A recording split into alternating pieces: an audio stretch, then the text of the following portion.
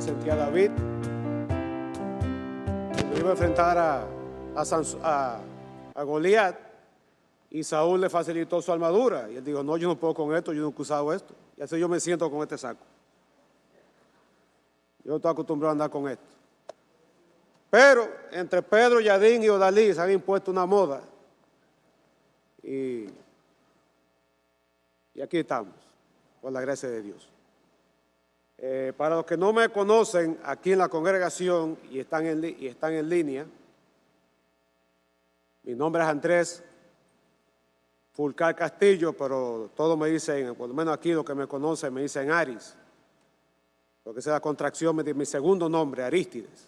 Y me pusieron para diferenciarme de mi padre, se llama igual que yo, y yo tuve la osadía de ponerle a mi primer hijo el mismo nombre. No sé cuántas veces me he arrepentido de eso, pero ya lo tiene.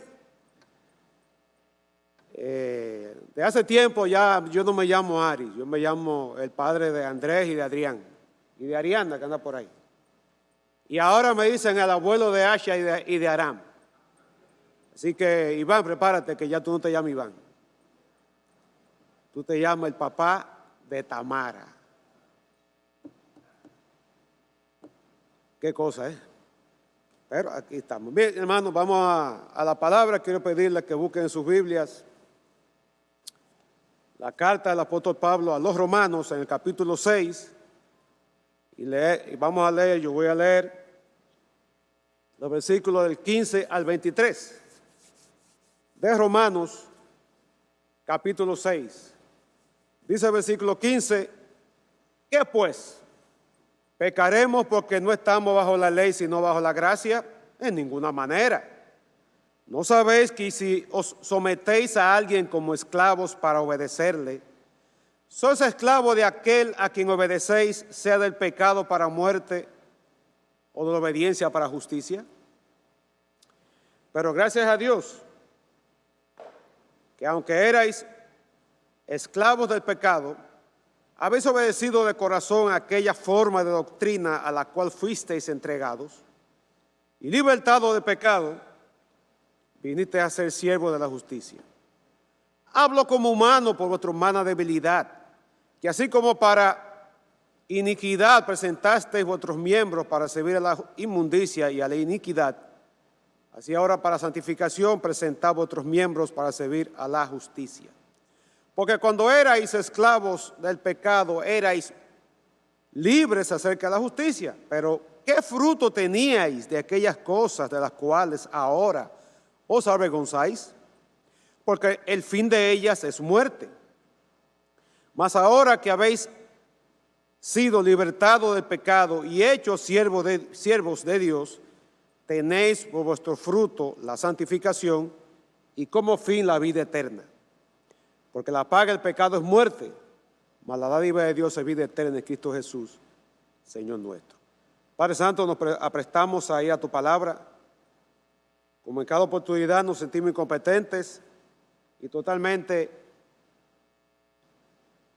incapaces de comunicar tu palabra si tu Espíritu no nos ilumina, comenzando con mi persona, y si tu Espíritu no abre la mente y corazones de cada uno de nosotros para recibir tu palabra en esta mañana. Pues te imploro en el nombre de Jesús que tú hagas esa obra de gracia una vez más.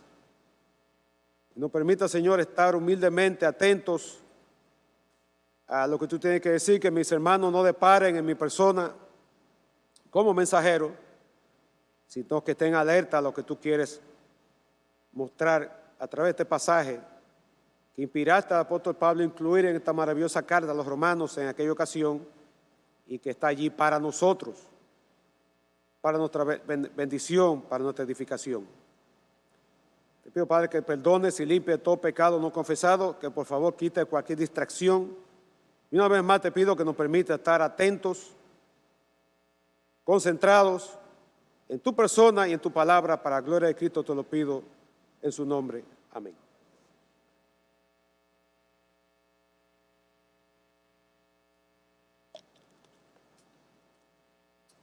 Hermano, como nunca antes en la historia de la humanidad, vivimos en una era o generación que está caracterizada, entre otras cosas, por el afán del ser humano de reclamar sus derechos o reclamar derecho de ser libre de ataduras sociales, morales, espirituales.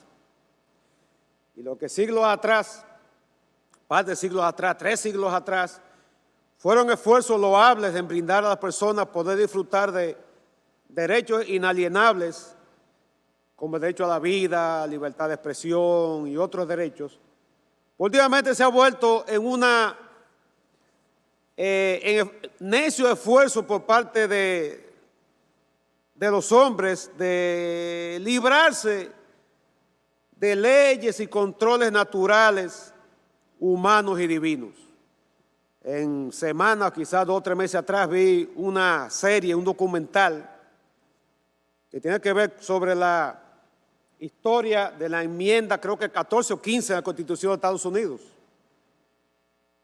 Y eso comenzó a mitad del siglo XIX, por los tiempos de la Guerra Civil Norteamericana, cuando un grupo de activistas negros comenzaron a reclamar en el norte, en los estados del norte, el derecho que ellos tenían a ciertas libertades que tenían los blancos, libertad de votar, de abrir negocios y otra serie de libertades. Y después de mucha lucha y de torcerle el brazo, entre ellos Abraham Lincoln y otros más, la Suprema Corte de Justicia Norteamericana introdujo lo que se llama la enmienda, creo 14 o 15, no recuerdo el número, donde consigna que todo ciudadano norteamericano tiene derecho a libertad. Eso hubieron muchos debates, especialmente en los estados del sur, buscando la manera de evadir cómo cumplir eso. Pero eso abrió la puerta para que otros grupos también se apoyaran en esa enmienda y lucharan por sus libertades. Por ejemplo, en el caso de las mujeres, que en Estados Unidos, en ninguna parte del mundo, tienen derecho al voto, por ejemplo. Al voto tenían derecho a estudiar, hacer estudios universitarios, otro tipo de cosas. Y reclamaron que se aplicara esa enmienda a su situación particular y poco a poco fueron ganando terreno. Pero eso se ha ido dañando, especialmente a partir de la década del 60, cuando, por ejemplo, un grupo proabortista reclamó ese derecho, esa enmienda para un famoso juicio que hubo, y eso llegó a la Suprema Corte de Justicia y estipularon el derecho de la mujer al aborto. Y por ahí siguió. Y ya tenemos a los homosexuales y a los grupos LGTB también reclamando su derecho, amparándose en esa enmienda. Y eso va a seguir. Eso apenas se ha abierto la caja de Pandora para todos los que van a venir reclamando derechos a partir de ahí. Yo digo esto, hermano, para caer en el plano espiritual. Y todos esos ejemplos que ustedes conocen y que podemos mencionar, no son más que expresiones y ejemplos de un mayor interés y afán que tiene el hombre, que es de ser libre del control y el gobierno soberanos de Dios. Y en aras de disfrutar de libertades individuales, muchos procuran hacer prácticas que son totalmente contrarias a lo que Dios ha dispuesto como creador. Y leyes dictadas con relación a la sexualidad, a las relaciones maritales, a la explotación o el cuidado de seres vulnerables, al uso o abuso de sustancias narcóticas, a la abierta indecencia y a la falta de pudor que se ve en la música, en el arte, en todos los sentidos. Todo eso no es más que manera como el ser humano quiere librarse de lo que entiende que es una atadura por parte de un creador que no admiten que existe, pero por ese afán de zafarse tácitamente lo están admitiendo. Pero la realidad es que nadie es libre para gobernarse a sí mismo. Nadie es libre. Puesto que toda persona sin Cristo, dice la Escritura, que es esclavo del pecado y esclavo de Satanás. Todo ser humano sin Cristo está atado, está amarrado al yugo, al control de un amo despótico, un amo implacable como es el pecado, y con Satanás azuzándolo. Y al mismo tiempo hay muchos, y entre ellos muchos creyentes, que creen que pueden vivir en un punto intermedio entre la esclavitud al pecado y una vida de libertad de él. Creen que pueden jugar a dos bases y en algún momento pues disfrutar de las bendiciones de estar del lado de Dios, pero disfrutando también de aquellos pecados favoritos y aquellos pecados que los entretienen, que los mantiene vivos, entre comillas. Pero la verdad bíblica, hermanos, es que hay dos polos, dos extremos, no hay punto intermedio. El hombre es esclavo del pecado o el hombre es siervo de Cristo. Y por este pasaje que hemos leído de Romanos capítulo 6, versículos del 15 al 23, quiero mostrarte a ti, mi hermano, en esta mañana que, puesto que tú has muerto al pecado en Cristo y has resucitado con Él, tú debes entender la realidad espiritual de que tú eres esclavo del pecado, pero ahora tú eres siervo de Dios en la justicia. Simplemente eso. Por el hecho de que tú has venido a Cristo y has muerto al pecado en Cristo y has resucitado juntamente con Él, entiende que tú no eres ya esclavo del pecado, ya tú no estás en aquel extremo del grupo que están sometidos a esa tiranía y ahora tú eres libre para ser siervo de Cristo y siervo de la justicia. Por eso he titulado este mensaje tomando una línea del versículo 22 de que somos libres del pecado y siervos de la justicia. Y un poco de trasfondo nos puede ayudar a entender de qué trata este versículo, este pasaje. El apóstol Pablo dirige este tratado teológico práctico a la iglesia o a los hermanos que se reunían en diferentes casas en la capital imperial romana. Hermanos que nunca había conocido, él nunca había visitado Roma a la fecha de escribir la carta a los romanos desde Corinto, alrededor del año 54, 55 después de Cristo. Él conocía mucho de allí, porque como sucede, por ejemplo, con nosotros, hay muchos hermanos que Pedro y Adín conocen, que visitan iglesias que ellos nunca han ido, pero son hermanos que han emigrado a otras latitudes. Y así mismo usted lee el capítulo 15 y el 16, Pablo saluda a un montón de gente de una iglesia que nunca había ido. Eran personas que habían nacido bajo su ministerio y en otras localidades del Imperio Romano y habían emigrado a Roma, que era Nueva York de esos días.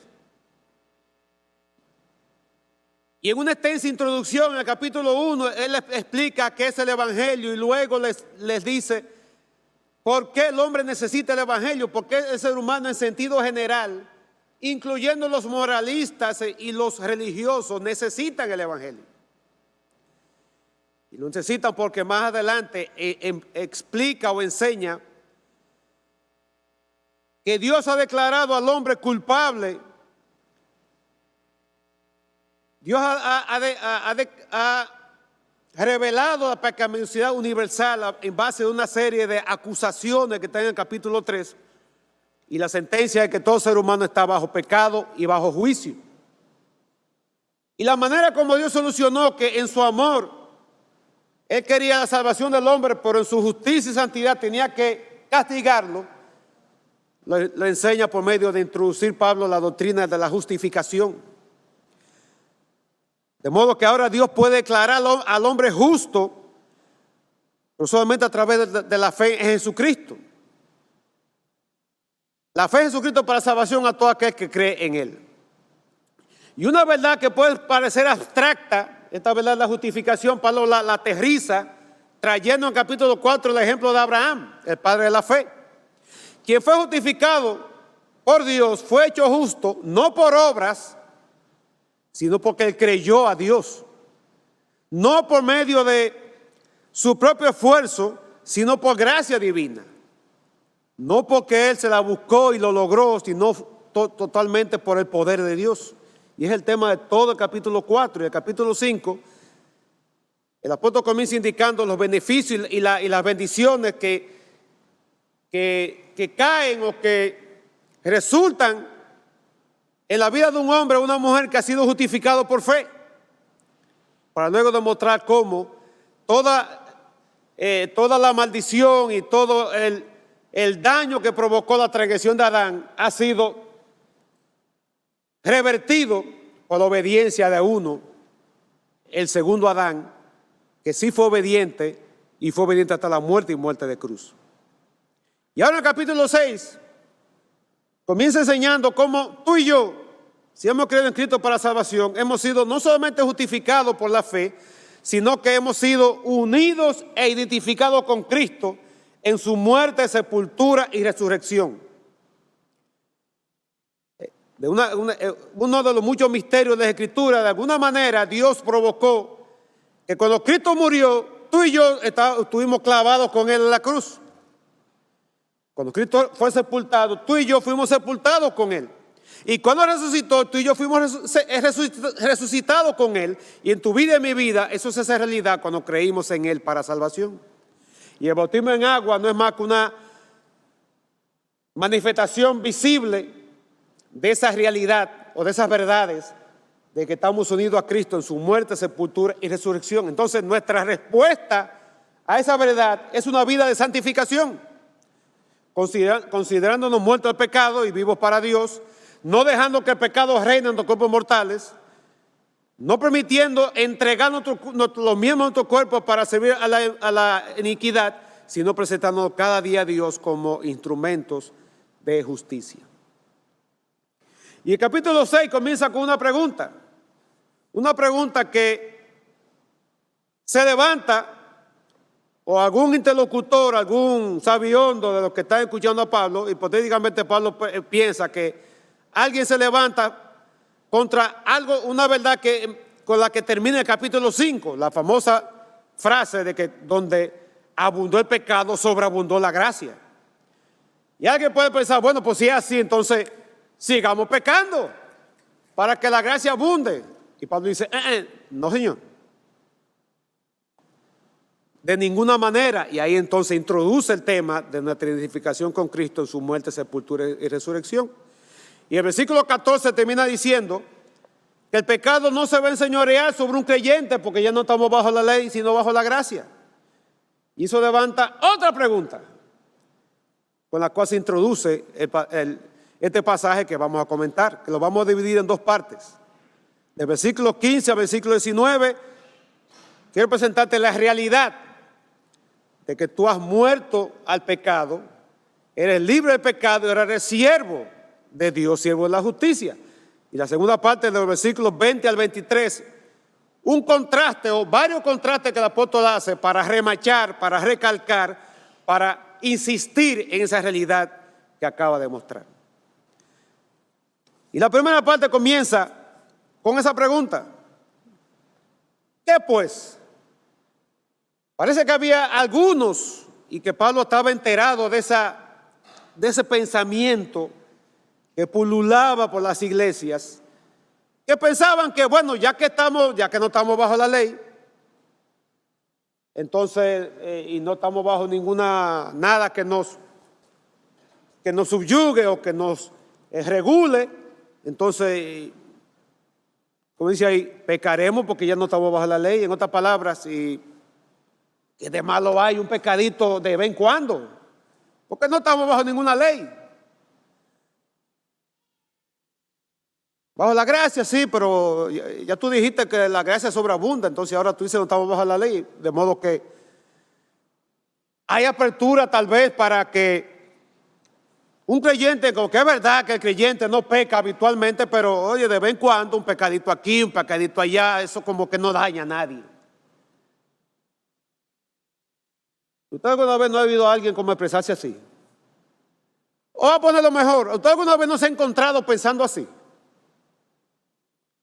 Si vamos a ser, como dice un autor, brutalmente honesto con nosotros mismos, a mí no me lo digan, yo lo voy a hacer conmigo mismo. Mira, a veces yo me encuentro pensando así.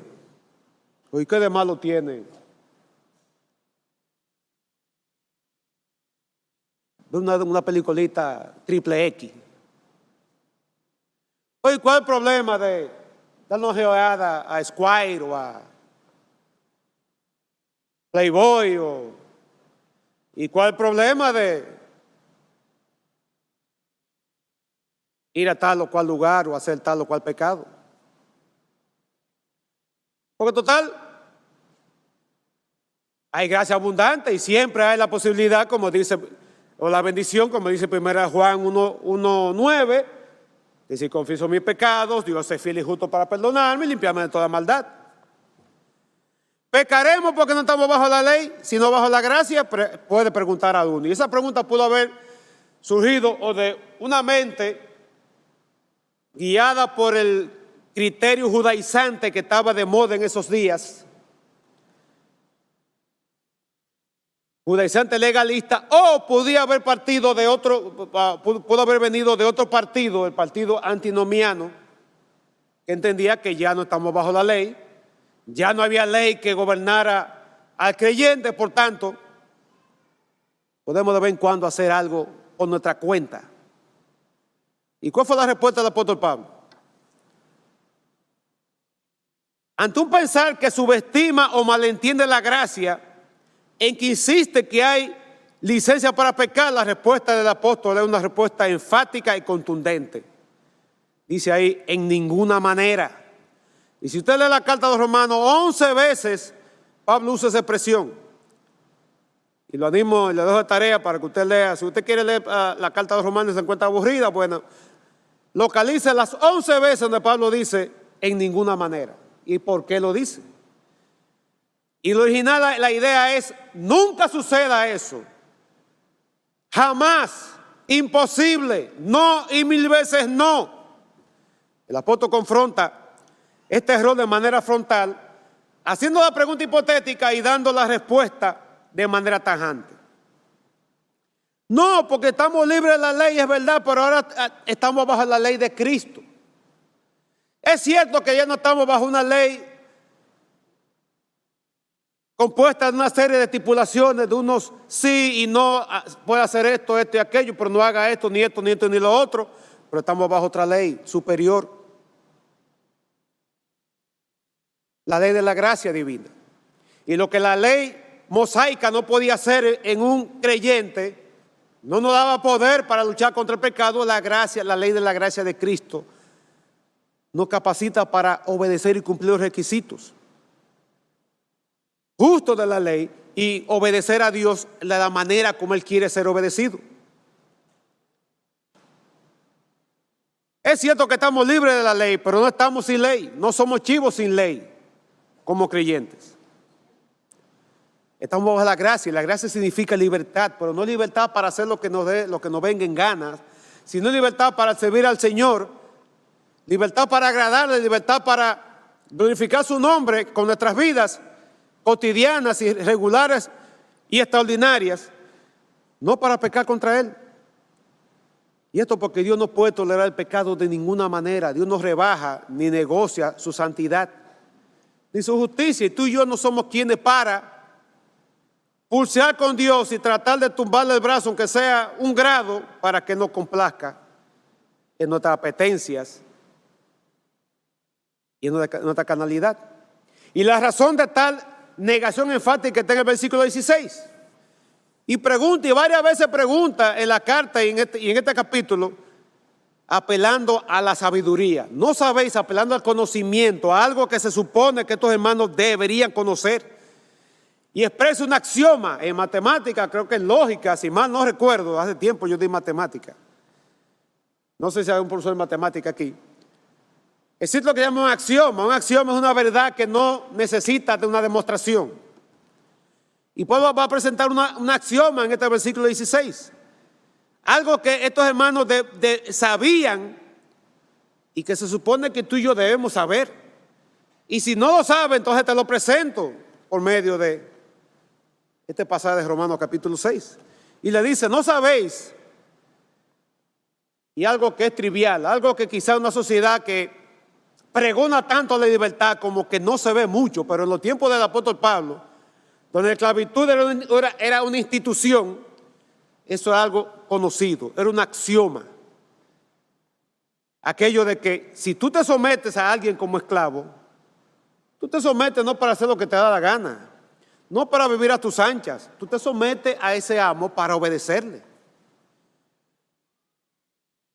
Y eso puede parecer trivial, pero eso era algo que movía la sociedad romana de aquellos tiempos. Es más, eso movía la sociedad egipcia en los tiempos de que el pueblo de Israel vivió en Egipto. Por eso que el faraón no quería dejar salir a los israelitas, porque era la fuerza motora, era la energía que movía la economía egipcia. Y cómo iba a dejar salir a más de 600,000 hombres, se le iba a caer el Estado, se le iba a caer toda la producción.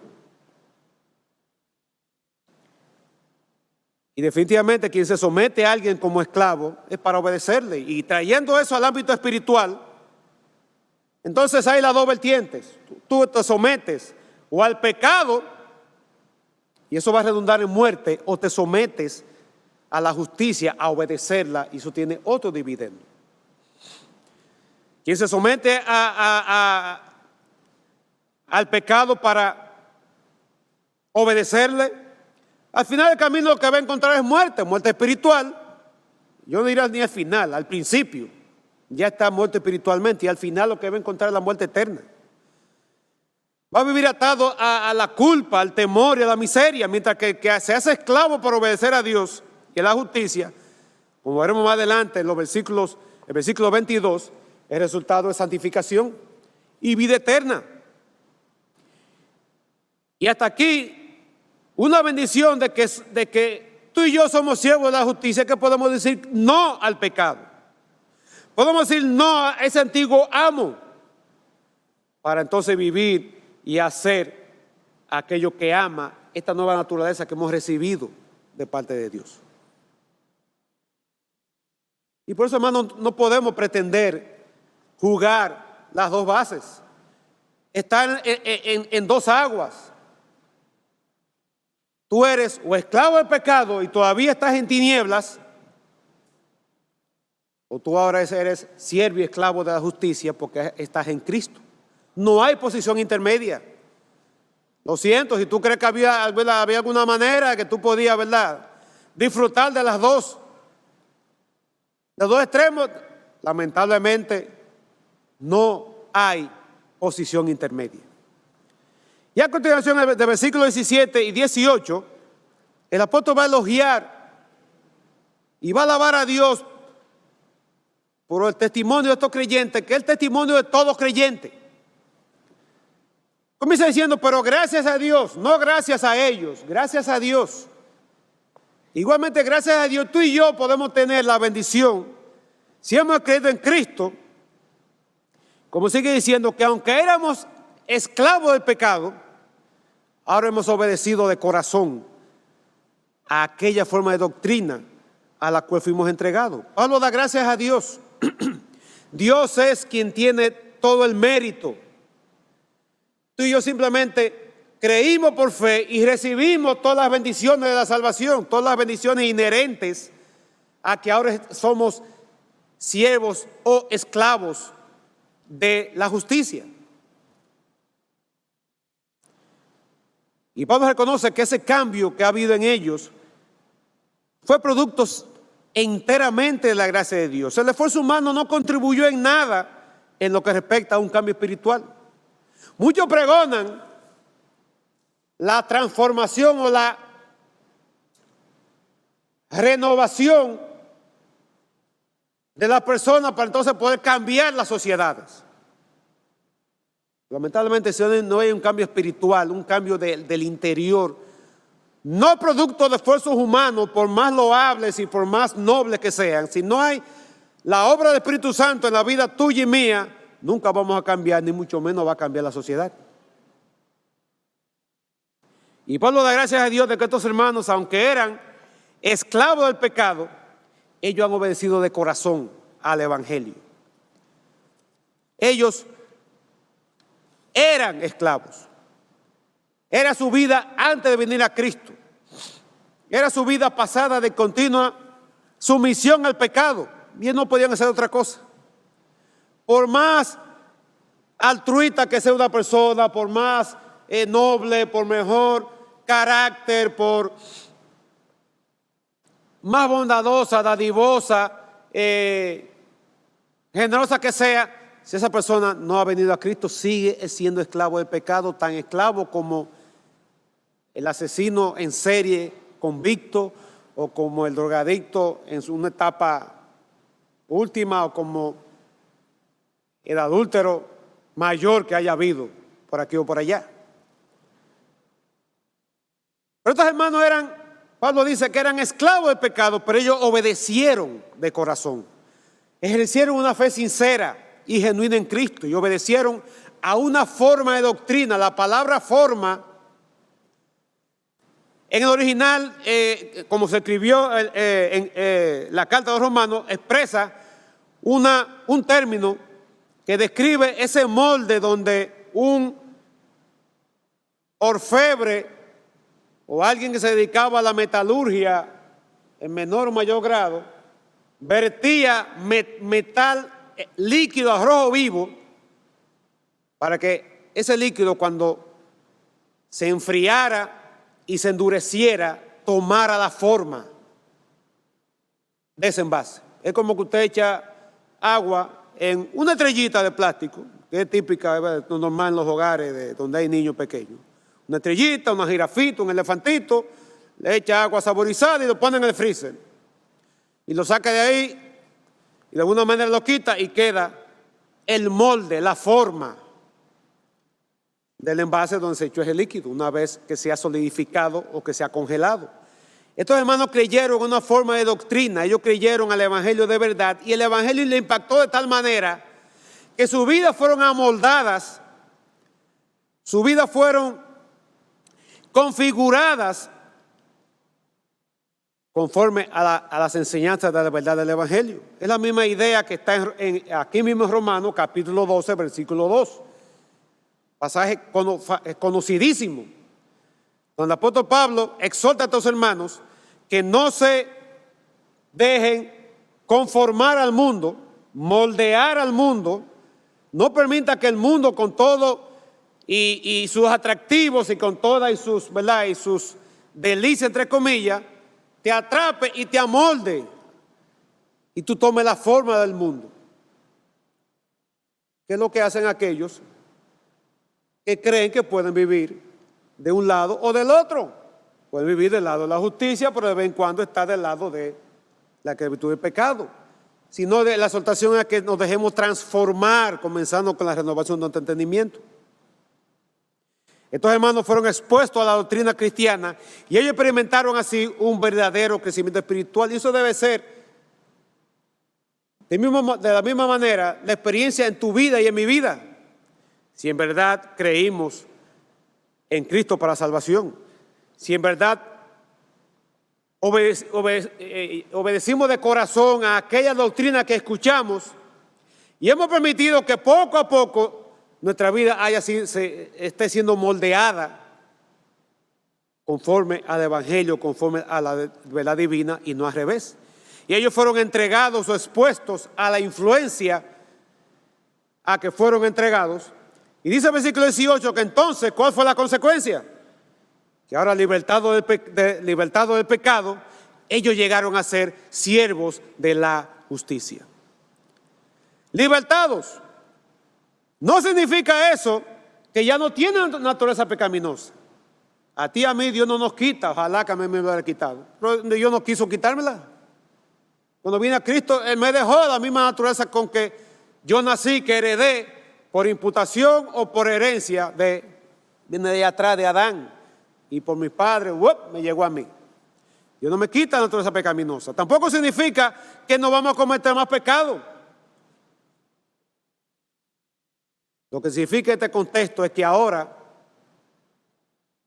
el pecado ya no es el poder dominante en tu vida y en mi vida. Ya no es la influencia que nos mueve a vivir de tal o cual manera. No es la razón o el motivo por el cual hacemos o tenemos las intenciones o tenemos el estímulo para trabajar, para el hogar, para criar una familia, para levantar un negocio. Es más, para venir a la iglesia, para servir al Señor. El pecado no es nuestro yo, no es el motivo, no es la fuerza dominante. Porque ahora, dice Pablo, con respecto a otros hermanos, ellos vinieron a ser siervos de la justicia. Ellos vinieron a ser esclavos de la justicia. Y los comentaristas tienen problemas con este término de siervo. Es la palabra dulos o duleu, que a algunos les gusta la idea de esclavo, y es verdad, esclavo en el sentido de que no tenemos derecho, pero en aquellos tiempos el esclavo tenía también una connotación de una vida azarosa, una vida de abusos, una vida de muchas privaciones que se supone que un creyente no la tiene de parte de Dios. Y por eso otros prefieren la palabra siervo. Por la idea de alguien que se somete a otro para obedecerle, pero que de alguna manera recibe un trato humano, un trato decente de parte de su amo. Yo no tengo problema con ninguno de los dos términos. Por eso lo uso indistintamente. Siervo o esclavo de la justicia. Obviamente el pecado nunca vamos a ser, somos siervos por más bien somos esclavos. Porque el pecado no tiene contemplación. Te sube, te eleva, te lleva a la estratosfera, pero cuando te suelta, no te deja para caída, ni siquiera una sombrilla para que te amortigue la caída. Y la idea aquí entonces es que la doctrina correcta debe conducir al deber correcto.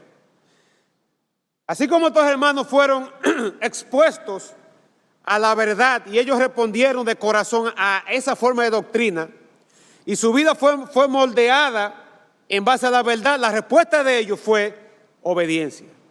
La respuesta de ellos fue una vida de servicio a la justicia. Ellos vinieron a ser siervos de la justicia. Y de nuevo, ese debería ser tu experiencia y la mía. Y un buen momento para meditar si en verdad esa ha sido nuestra experiencia. La vida cristiana se supone que es un cambio radical, un cambio de amo. Antes de creer en Cristo, tú eras esclavo del pecado. Pero ahora que creíste, desde el momento en que creíste, tú fuiste libertado del pecado y fuiste hecho siervo de la justicia. Aunque tú no te diste cuenta, aunque no firmaste ningún contrato, aunque no viste a nadie pagando por ti y sacándote de. La verdad bíblica es que tú, si estás en Cristo, fuiste esclavo del pecado, pero ahora eres siervo de la justicia. Y en el versículo 19 Pablo dice algo que parece como que, y será inspirado ese versículo 19. ¿Qué ustedes creen? El versículo 19 es inspirado. Porque dice, hablo como humano. Entonces el Espíritu Santo hizo así. También Pablo, escribe tú. Y después entonces siguió. No, la idea es simplemente que Pablo está utilizando términos conocidos por estos creyentes para ilustrarle una verdad espiritual que podría ser un poco tortuosa de aceptar. Quizá para ti y para mí no es tan difícil porque hemos leído Romanos que sé yo cuántas veces. Pero para estos creyentes,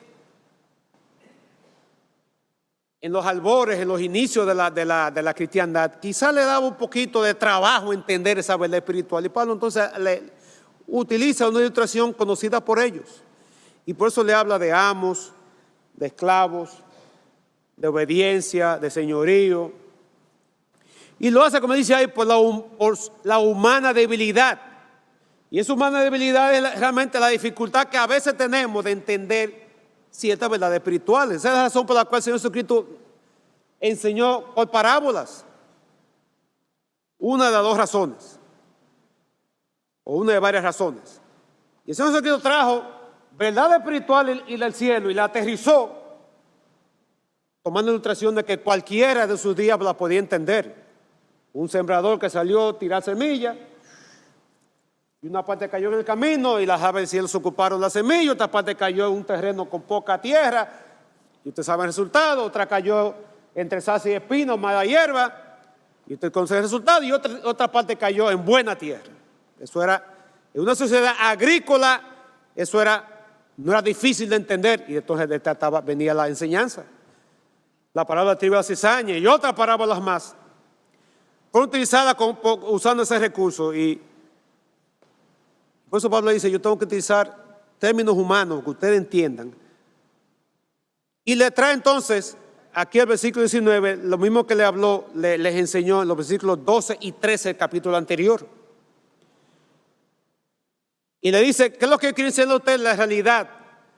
La aplicación de la realidad de que ustedes son siervos de la justicia, ya no son siervos del pecado. Por tanto, si antes ustedes presentaban a sus miembros para que fueran instrumentos de iniquidad y de maldad y de inmundicia, y eso producía más iniquidad y más iniquidad, ahora, de manera voluntaria y de manera decidida, le dice Pablo a estos hermanos y nos dice a nosotros en esta mañana, debemos presentar a nuestros miembros para servir a la justicia, y el resultado va a ser santificación. Y veremos en el versículo 22 que remacha esa verdad.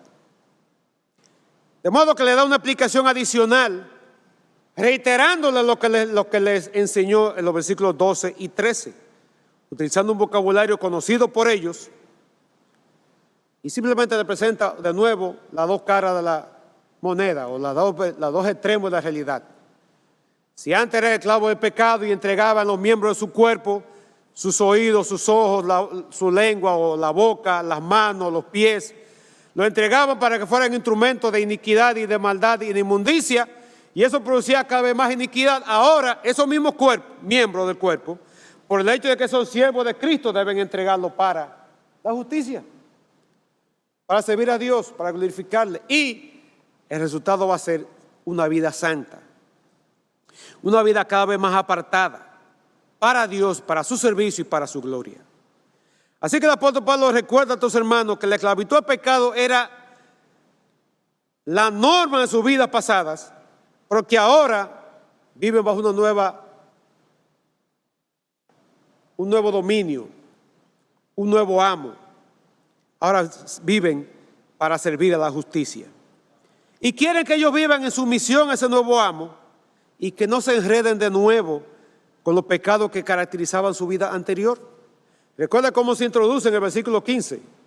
La pregunta que alguien, oye, pues entonces si es así, si ya no estamos bajo la ley, sino bajo la gracia, entonces ¿vamos a seguir pecando o de vez en cuando? No está de malo, un pecadito aquí, un pecadito allá. Y Pablo dice, de ninguna manera. Si tú estás en Cristo, no entregues de ninguna forma un miembro de tu cuerpo para servir a la inmundicia. Y yo te pregunto, hermano, el tipo de vida que tú vives, ¿qué da a entender? Como dije anteriormente, si tú te haces un análisis brutal de ti mismo, tu vida, ¿qué refleja? ¿Sigues tú siendo esclavo del pecado? ¿Sigues tú sometido a su tiranía? Pero de vez en cuando el pecado te deja disfrutar de aquellas cosas que te gustan, que te agradan, esos pecaditos favoritos o respetables. Pero sigue sometido a su yugo, y el resultado de eso es miseria, dolor, angustia, temor, desasosiego, etcétera, etcétera. O muestra tu vida que tú estás sirviendo a Cristo y su justicia, que estás buscando agradarle en cada labor que tú haces o tú realizas, que desde que te levantas tu primer pensamiento es Cristo hasta que te acuestas, que cada paso que tú das quieres hacerlo para Él, que no quieres moverte si no es por y a través de Él. ¿Qué está reflejando tu vida ahora mismo? ¿Has llegado tú o has considerado la idea de que puedes ser cristiano pero puedes pecar deliberadamente, voluntariamente y a gusto con cierta frecuencia? Bueno, el pastor no se va a dar cuenta, los hermanos se dan cuenta, pero Dios se va a dar cuenta. ¿Y cómo estaba leyendo en estos días un comentario de quién fue que miró alrededor para hacer algo, pero se le olvidó que Dios lo estaba mirando? Y a veces se nos olvida. No, Dios está demasiado ocupado resolviendo un problema entre dos estrellas que van a colisionar, o resolviendo un lío que hay en un sol que está naciendo y que se salió de órbita. Por tanto, más Dios tiene más problemas resolviendo los líos entre palestinos y israelitas que ocuparse de mí. Por tanto, y no olvida que es la omnipotente, omnipresente, omnisciente y todo lo omni que usted quiera. ¿cómo tú estás respondiendo a la palabra que recibes? Dice que estos hermanos obedecieron de corazón a aquella forma de doctrina. Pregunta, ¿recibes tú la palabra de la misma manera? Y te dispones a obedecer de corazón y a permitir que la palabra te siga moldeando, dejando el molde del mundo y cada vez creciendo a la imagen de Cristo, cumpliendo el propósito de Dios de formar a Cristo en ti. Te estás entregando de corazón a ser moldeado según esa verdad. Yo quiero que tú entiendas la realidad de que ahora, si en verdad tú tienes a Cristo en tu corazón, si en verdad el Espíritu Santo mora en tu corazón, ya tú no eres esclavo del pecado, sino ahora tú eres siervo de la justicia y debes responder en concomitancia con eso. Y en segundo lugar, a partir del versículo 20, entonces, tú debes entender que hay unos contrastes bien marcados entre la vida de esclavitud al pecado y de servidumbre a la justicia. Y para concluir esta disertación y todo este capítulo 6, aunque en el 7 va a seguir con la misma idea, el apóstol va a presentar esos contrastes, dando o comparando, no sé si comparando o contrastando más bien, algunas características de ambos estilos de vida. Dice el versículo 20, porque cuando erais esclavos del pecado, y ese erais, para los que les gusta la lengua española, erais está en el tiempo imperfecto y da la idea de una acción continua en el pasado, una acción continua, que era el estilo de vida, era la condición de todo creyente antes de conocer a Cristo. Y como dije anteriormente, no importa el estatus moral, el estatus social o el estatus religioso de una persona, puede ser el filántropo más grande que exista en la tierra. Puede ser la persona que se ha dedicado a la labor más baja que pueda haber, pues lo hace para ayudar a otro. Puede ser una especie de Madre Teresa de Calcuta. Pues si no tiene a Cristo, es esclavo del pecado. Y todo hombre sin Cristo es esclavo del pecado. Y estos hermanos, cuando eran esclavos del pecado, dice que eran libres de la justicia. Eso es para lo único que ellos eran libres. Para lo único que un hombre o una mujer sin Cristo es libre, es de la justicia. Pero vaya libertad. Porque mire como dice Efesios 2:11, que es la vida de una persona sin Cristo. Pablo dice a estos creyentes en Éfeso que ellos, antes de venir a Cristo, dice: acordaos que vosotros en otro tiempo, los gentiles, en cuanto a la carne, eran llamados incircuncisos por la llamada circuncisión hecha con mano en la carne. En aquel tiempo, uno estaba sin Cristo. Y ya eso lo dice todo. Pero si no te basta, estaba alejado de la ciudadanía de Israel, ajeno a los pactos de la promesa, sin esperanza y sin Dios en este mundo. Esa es la vida de un esclavo del pecado, pero libre de la justicia. Esclavo de todo tipo de mal, libre de todo tipo de bien. Y dígame, ¿quién quiere una libertad así? Por más que se vista, se calce, se maquille y esté a la moda o tendencia de los días, si no está en Cristo, es esclavo del pecado, aunque esté libre de la justicia.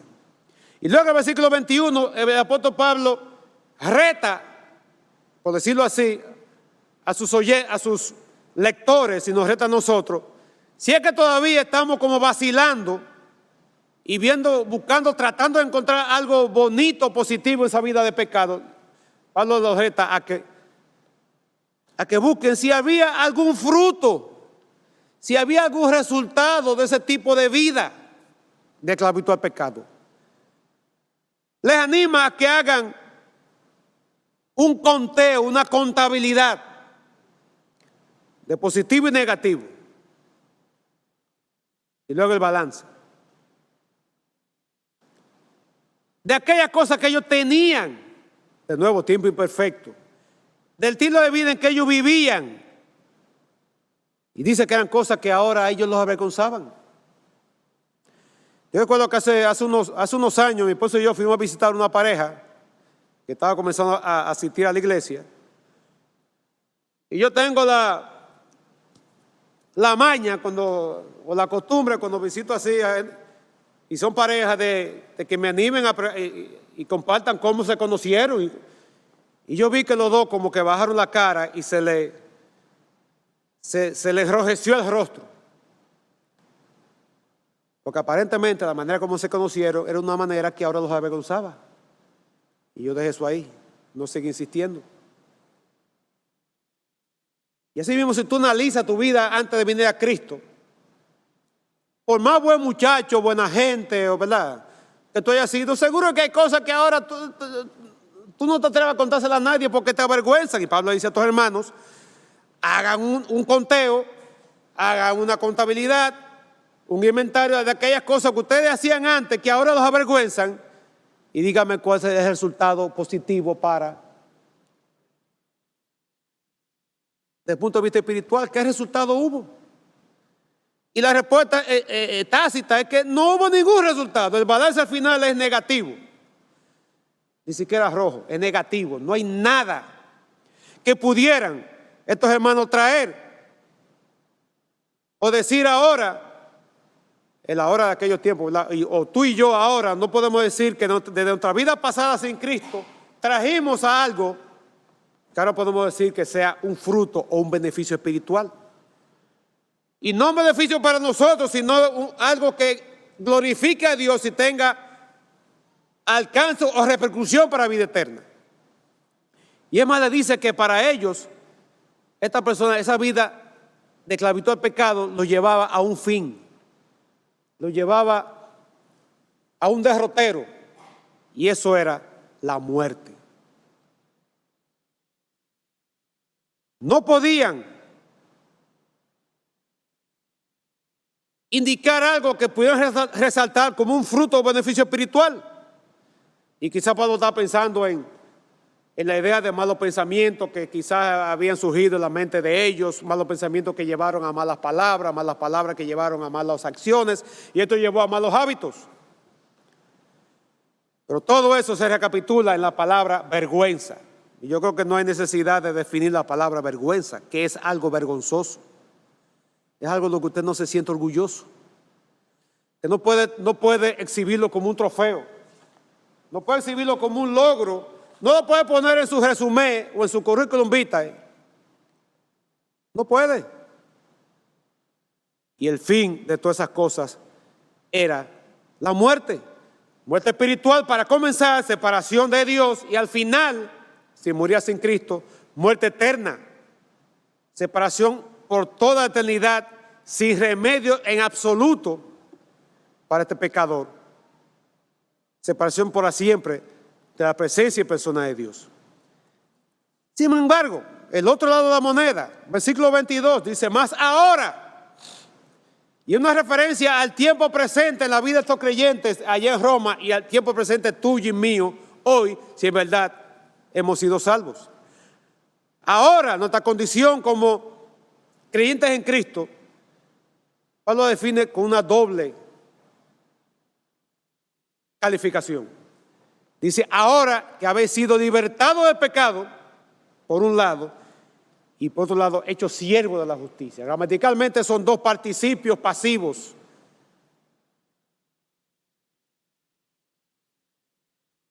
En el tiempo auristo. El tiempo auristo es el tiempo pasado, pero un pasado fijo, no como imperfecto, que un pasado continuo. Y la idea es que en un momento específico de tu historia o de tu línea de tiempo, Dios, por eso el término pasivo, Dios a ti te sacó de la esclavitud del pecado y te hizo siervo de Él y siervo de la justicia. Y de nuevo, toda la gloria es para Dios. Tú y yo no tuvimos más intervención que creer, que humillarnos y tirarnos de, ya sea que lo hiciste literalmente o que lo hiciste de manera figurativa, tirarte de rodillas o tirarte de barriga y dejarle todo a Dios, porque tú y yo absolutamente nada hicimos y ningún mérito tenemos en nuestra salvación. Y a diferencia de esa vida de esclavitud al pecado, ahora una vida de servidumbre a la justicia. Y a diferencia de una vida que no había ningún fruto que exhibir, ningún resultado de lo cual enorgullecerse, sino que todo era motivo de vergüenza, ahora dice que tenemos como fruto, como resultado, la santificación. Tenemos como resultado una vida cada vez que más debemos parecernos a Cristo, que con nuestras acciones, intenciones, pensamientos, reacciones, decisiones, cada vez debemos mostrar a Cristo. Es cierto que todos tenemos nuestros bemoles. Cada uno tiene su grado de complejidad, pero debemos tender cada vez más a parecernos a Cristo, y ese es el fruto de santificación. Vida santa, vida apartada, vida consagrada, vidas dedicadas. No es que usted va a venir a los 14 o 15 cultos que hagan, o que introduzcan los 17 o 25 grupos en línea que hay. Eso no define santificación. No es que no lo haga, Yo no estoy diciendo que no lo haga. Pero eso no define santificación.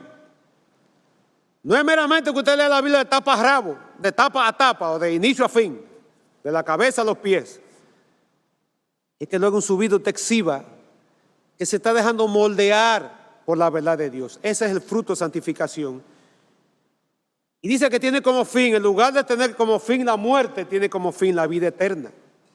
No la vida eterna desde el punto de vista cualitativo, de una vida sin fin, sino una vida eterna desde el punto de vista cuantitativo. Perdón, al revés. No desde el punto de vista cuantitativo, sino cualitativo. Ahora sí. Vida eterna que ya tú la disfrutas. Vida eterna que es una relación. Porque como Jesús dijo en Juan 17:3, como dice, y esta es la vida eterna. ¿En qué consiste la vida eterna? Que te conozcan a ti, el único Dios verdadero, y a tu Hijo a quien tú has enviado. Que te conozcan. Es una relación de intimidad, una relación de confianza, una relación de dependencia, una relación de amor. Y como dice en el capítulo 5, creo que el versículo 2, uno de los resultados de que hemos sido justificados, que tenemos entrada.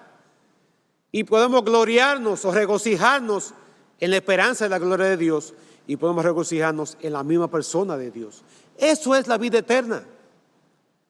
Tú no tienes que esperar a llegar al cielo como creen miembros de la religión oficial, que tienen que esperar llegar al cielo para que lo busquen en la lista. Si usted está aquí, qué bueno. O si no, bueno amigo, yo no lo encuentro aquí. No, pero reviso otra vez, que no, aquí yo no. Pero llama a San Pedro, que yo no lo encuentro aquí, amigo. No, aquí, hoy, 23 de enero del año 2022, tú puedes saber ahora mismo si tienes o no tienes vida eterna. Y eso se llama la seguridad de salvación. Y no es algo que yo lo sostengo por mí mismo, por mis esfuerzos, es también una obra de la gracia de Dios. Y finalmente, está el epílogo en el versículo 23. Un versículo muy usado en evangelización, pero que como que no lo hemos visto en su contexto. El apóstol ha venido disertando sobre las diferencias entre esa vida de esclavo del pecado y de siervo de Cristo, y sus contrastes. Y ahora nos va a dar lo que un autor le llama dos absolutos inexorables. Dos absolutos inexorables. El primero dice que la paga o el salario del pecado es muerte. El pago de la esclavitud a todo hombre es muerte. Y la palabra paga literalmente significa sueldo en víveres. Era el sueldo que se le pagaba a un soldado romano de aquellos tiempos, que se le pagaba en especias o en comestibles. No se depositaba en una cuenta electrónica, no le pagaban en cheque, le pagaban en víveres, pero le pagaban. Y la idea es que el pecado tiene un salario estipulado para todos los que trabajan bajo su dominio. Miren el caso de Michael Jackson. Michael Jackson, de ser un tiguerito, ¿verdad? Con su afro, con los Jackson 5 y cantando y bailando con los padres, fue catapultado a la fama. Y el diablo lo subió, y cuando lo soltó, ¿el fin cuál es? ¿Dónde está Michael Jackson? Elvis Presley. Esta es Amy Winehouse, la cantante inglesa. Y otros más. Y a cada rato se dan esos casos. Es interesante cómo la pandemia ha habido como otra pandemia, que es de muerte de influencers. Cada semana parecía que murió un influencer tratando de tirarse un selfie al lado de un acantilado. ¡Guáquiti! Y se fueron. Y yo no sé si hicieron el selfie de camino y dónde lo publicaron. Porque esa es la paga del pecado. Y tal vez tú no vas a tener la fama de Michael Jackson, de tal o cual, o el otro, pero tarde o temprano, si tú eres esclavo del pecado, esa paga te va a llegar.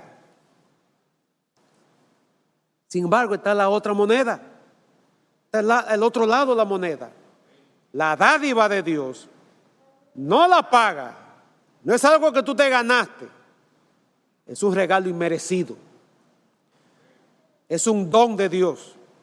Ese don de Dios es vida eterna en Cristo Jesús. Y ya definimos lo que es vida eterna. Es una relación personal, una relación de amor, una relación de intimidad.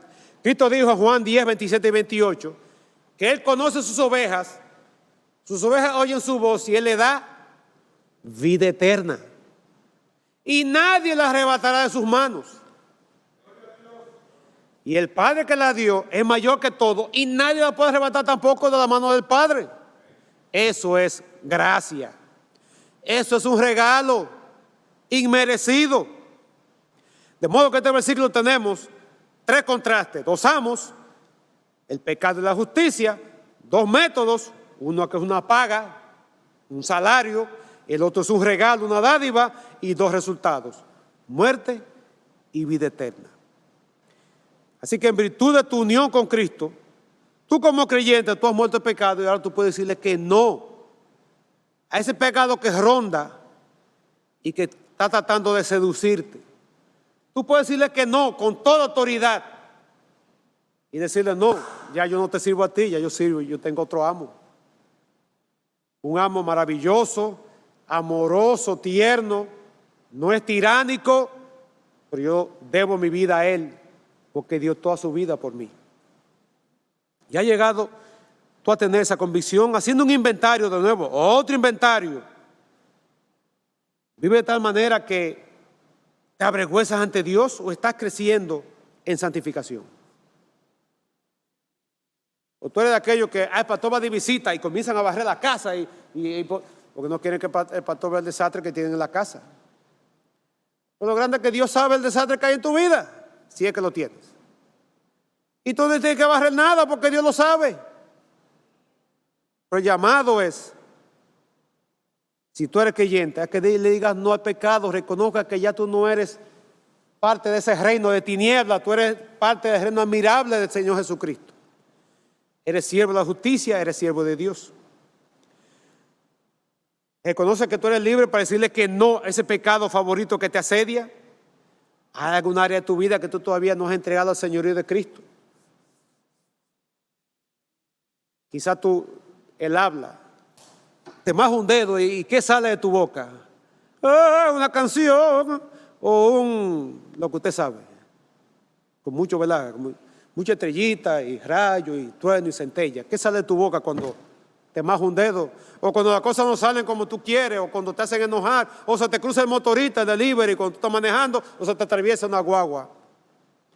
Es una intercesión. Dios te bendiga y tenga misericordia de ti. ¿Qué sale?